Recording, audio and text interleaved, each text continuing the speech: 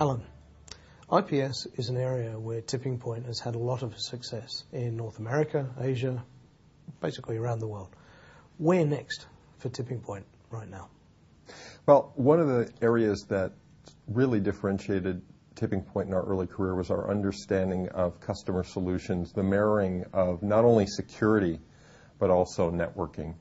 And now as security issues become more complex and sophisticated and the threat landscape increases, we're actually seeing vulnerabilities move not just from the core operating systems and some of the earlier problems that customers have had, but more toward application level security attacks and breaches. And in fact, what we're seeing is that the enablement of Web 2.0 and what will be Web 3.0. And in the past, where we could protect the core attacks and vulnerabilities associated with a small number of operating systems and a small number of applications, now organizations around the world are developing web-based applications. And the attack approaches, the different ways to attack those applications, and the sheer number of those applications provides an enormous challenge for our customers. And so that's a big area of focus for us. Enterprises are increasingly adopting applications in their environments. Becomes a very complex, very difficult security environment. There are cross-scripting attacks, SQL injection, and so forth. What is TippingPoint doing to support its customer base in that environment right now? Oh, that's a great question. In fact, one of the more interesting challenges is that the Web 2.0 that many organizations present as the latest generation of application, whether they're a financial institution or use Web 2.0 to deliver customer service or e-retail or what have you, they're oftentimes tied to very old prior generation systems within the enterprise. Many of those applications are developed by consultants and people that are no longer within those organizations themselves. So even if they understand how to address and fix those applications to avoid the risk of vulnerabilities, they can't, because the cost of doing so is so enormous. And so what we're trying to do is help our customers understand what some of the inherent risks are in some of their Web 2.0 application environments. And so we've actually introduced a verification and validation service where we'll actually do an application scan for a customer. And we'll scan their applications, their web applications. We'll produce a vulnerability report. We'll tell them how to apply virtual patches using our IPS solution, and actually even provide consulting if there are some special filters, which are components of our system that can be added to address some of the exposures that aren't covered by our standard solution that we provide.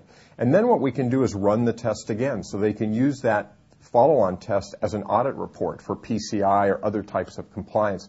Therefore, it's a way for them to understand the risks in their Web 2.0 applications, to address them with a virtual patch with our IPS system, and then to prove to their management and to themselves that they've addressed the problems and the vulnerabilities.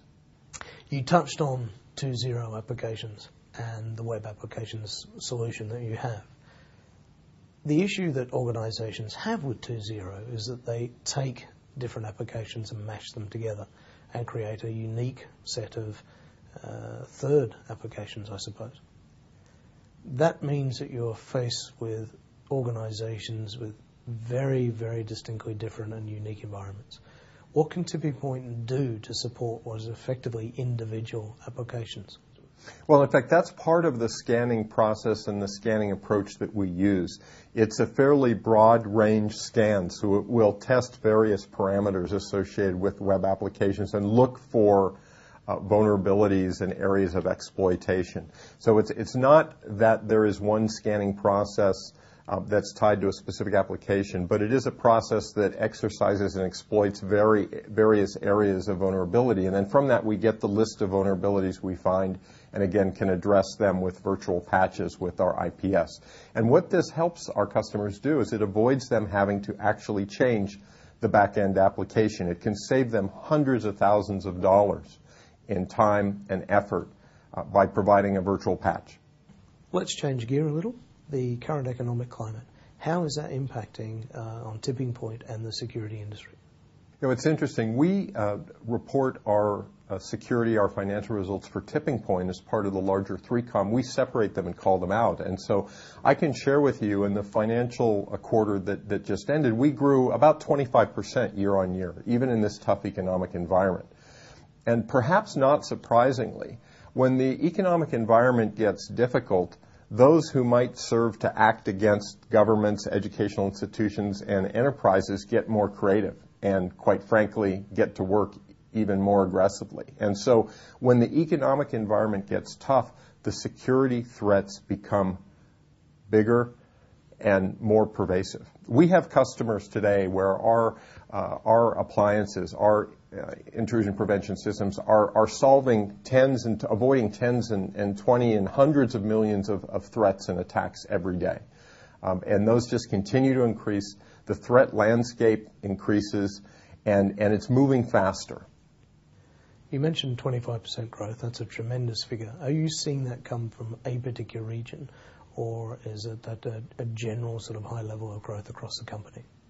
I think certainly we see the Asia-Pacific Rim, and in particular, just in general for 3Com, and we are a business unit within 3Com, part of 3Com and part of our solution. The Chinese market, big opportunity and lots of investment made by the government in terms of infrastructure spending there. But outside of China or Greater China, in Asia-Pacific Rim, for us, this is a high growth opportunity for us. We are here in ASEAN today, as we have this discussion, and in Singapore, we plan on approximately doubling our investment, our resources, our people on the street to work with our customers and our partners over the next year. So we have very aggressive aspirations to be able to meet the needs of our customers, even in this challenging economic environment. A lot of enterprises are now looking to manage security solutions to support their environment. What's TippingPoint doing here in that space? We started at the high end of the market, the very high performance, super sensitive, highly secure government, major corporations around the world. A third of the Fortune 500, a high percentage of the FT 500, etc.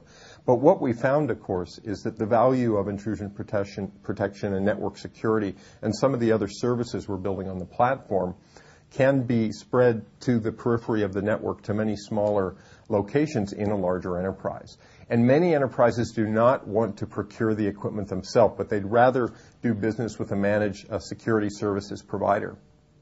And even in today's economic times, we had talked a little earlier about tough economic times, it is oftentimes better for organizations to buy the service rather than to procure the capital equipment in tough economic times. And so we've introduced the TP10, which is one of our newest products. And this is a product designed with all of the powerful, capable, and secure protection that we offer to the largest enterprises in the world, but it's designed for somewhat lower bandwidth connections than the remote office. No fan built in, very reliable, yet manageable in hundreds and hundreds and hundreds of quantities from a single management workstation in a central location. And these are things very appealing to the service providers. And so more and more service providers are approaching us and wanting to work with us because they know the strength of the TippingPoint security solution. They want to be able to integrate that with their services offerings. From an industry perspective, there's been a lot of comment historically about the future of TippingPoint, the future of 3Com. Both have been potential acquisitions at some point in recent history. What's your comment now about the future of TippingPoint? I think that's a great question. The more customers that we talk to, they are looking to provide more secure, comprehensive network solutions, yet they want to deal with fewer vendors. They want more simpler solutions. They love the fact that we have absolutely the best intrusion prevention platform in the world as a standalone appliance. Yet at the same time, they'd like to be able to have that same technology that is world-class be integrated with their networking solutions and other types of solutions, to be able to manage them comprehensively. So actually being part of 3Com and being able to sell not only the standalone device, but also to be able to integrate with the world-class switching platforms that 3Com has recently introduced as it pushes into the enterprise is something that's very appealing to quite a few of our customers. So TippingPoint's off the block then? Oh, absolutely. Yes, absolutely. Alan Kessler, President of TippingPoint, thank you very much. Thank you. Appreciate it.